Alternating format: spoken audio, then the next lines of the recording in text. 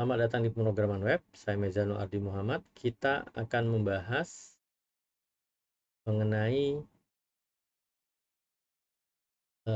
tag link ya. Jadi untuk hyperlink. Tag hyperlink ini tipenya adalah kontainer. Fungsinya adalah untuk mendefinisikan hyperlink. Nah, sintaksnya bisa kita lihat di sini. Contohnya itu adalah tag A. Dia tagnya tipe kontainer, tapi dia wajib punya atribut. Atribut wajibnya adalah href. Href ini akan mengarah ke halaman atau ke bagian yang perlu dia tuju ya, dan harus ada konten ya. Kalau tidak ada konten ya tidak bisa bekerja. Baik, ini atributnya nanti kita akan coba ya. Jadi atributnya itu ada target, ini atribut khususnya ya. Dia bisa diberikan atribut umum, tapi ini bukan kita pelajari di CSS. Jadi ada target blank, self, top, parent. Nah, ini menariknya ya. Kedua yang terakhir, top dan parent itu tidak akan kita gunakan lagi. Karena untuk iframe sebetulnya deprecated semenjak di HTML5. Masih didukung oleh browser tapi tidak dipakai lagi. Jadi kita akan fokus pada blank dan self. Kalau sebetulnya sih kita cuma hanya perlu pakai blank karena dia secara default ya sebetulnya self. Oke. Ya, ini formatnya. Dia bisa link ke URL atau link ke sebuah label. Nah, labelnya bisa menggunakan atribut name ya. Contohnya yang kita akan coba buat ya. Oke, kita tampilkan program yang kita buat sebelumnya. Nah, kita sekarang mau menambahkan link ya. Link, dalam hal ini kita mau tambahkan ya, misalnya kita tambahkan ini, kita mau mengunjungi situs inilah misalnya ya.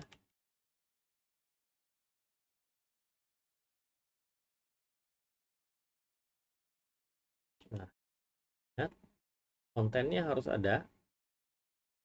Ini saya ketik kunjungi situs inilah, misalnya seperti ini ya. Kita simpan. Nah, bisa dilihat ini ada muncul link baru ya. Link, kita bisa coba klik. Nah, halamannya berganti dia ya. Halamannya hilang, berganti. Mudah sekali ya linking ya. Ada beberapa yang harus kita pahami di sini. Linking ini dia bisa mengakses situs lain, URL. Nah, misalnya tadi kita sekarang misalnya mau buat ya, jangan di ini dong, jangan terbuka di, kita buat satu lagi ya. Oke, kali ini kita akan mengunjungi GitHub misalnya, github.com. Ini saya bilang kunjungi situs GitHub. Tapi saya mau dia terbuka di halaman baru. Di sini saya tambahkan atribut opsionalnya, target ya. Targetnya di sini adalah blank ya. Nah, ada kunjungi situs GitHub yang kedua nih. Ada garis pemisahnya ya, berarti ini link berbeda. Kalau saya klik, nah yang ini tidak akan tertutup, dia akan membuka halaman baru.